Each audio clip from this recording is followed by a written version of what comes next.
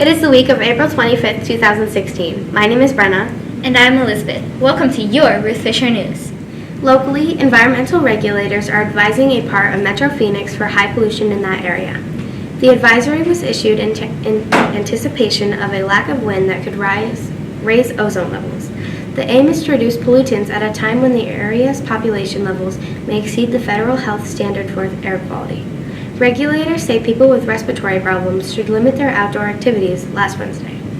Other recommendations include driving as little as possible and making sure that containers with household cleaners and other chemicals are sealed to prevent vapors from evaporating into the air. Harriet Tubman will soon be replacing Andrew Jackson on the $20 bill. Many people voted to put her on the $10 bill to replace Alexander Hamilton, but the vote was outnumbered. People are excited about having a woman on the front of money.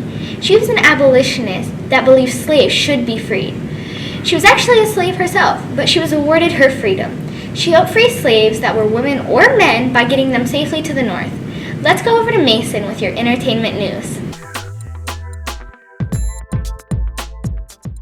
Welcome back to your entertainment news. I am Mason. Last week on Friday, the Huntsman's Winter's War came out. Next, on May 27th, X-Men's Apocalypse is coming out. This week, Ratchet & Clank is coming out in movie theaters April 29th, 2016. The Arizona Broadway Theater in Phoenix rendition of Rock of Ages starts May 27th. Be sure to go and see it. We'll see you next time on your entertainment news. Bye. Thanks, Mason. Let's go over to Mackenzie and Isabel with Science Time. I'm Isabel. And I'm Mackenzie. And welcome to Science Time. Today we have a special experiment for you. We recently found out that you can use cucumber to erase mistakes made with a pen. For this experiment, we will need some paper, a pen, and the skin of a cucumber. First, you write on the paper. Now, just rub the skin of the cucumber on the pen marking. It didn't work that well on paper, but it will work better on walls and tiles. Before we go, here's winner of last week's question. Lillian, a 4th grader from this week's class. So Lillian, what is the part of the brain that controls the memories? The temporal lobe is the part of the brain that controls the memory. So Lillian, would you like to share next week's question? Sure. Are cucumbers a fruit or vegetable? Just go to this website below And share what you think. Bye. Bye. Thanks, Mackenzie and Isabel. Let's go over to Juliana and Mason with Joke of the Week. Well, my name is Mason. And I'm Juliana. Welcome to your Joke of the Week. Hey Mason, Yeah, Juliana?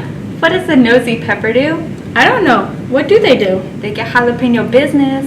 If you have a joke and would like to be on the news, please have your teacher email Mr. Wizard. See you next week. Thanks, Juliana and Mason. Let's go over to Juliana with This Week in History.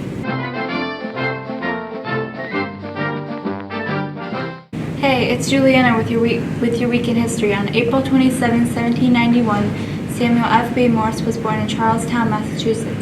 He developed the idea of an electromagnetic telegraph in the 1830s. On April 28, 1758, the 5th President James Monroe was born in Westmoreland County, Virginia.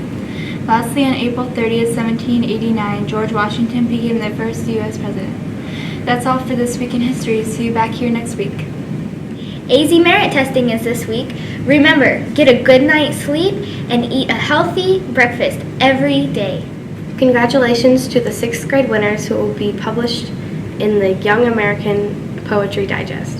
The winners are, in order from left to right, Brian Gonzalez, Bryce Leach, Jordan Baumsberger, Marissa Borquez, Evelyn Gutierrez, and Edith Bellagio. Congratulations to all of you! Vex Robotics is hosting a Cinco de Mayo fundraiser. It will be held at Peter Piper Pizza on Watson. It is on May 5th from 5 to 8 p.m. Hope to see you there! That's all for Ruth Fisher News. See you next week! Go Colts!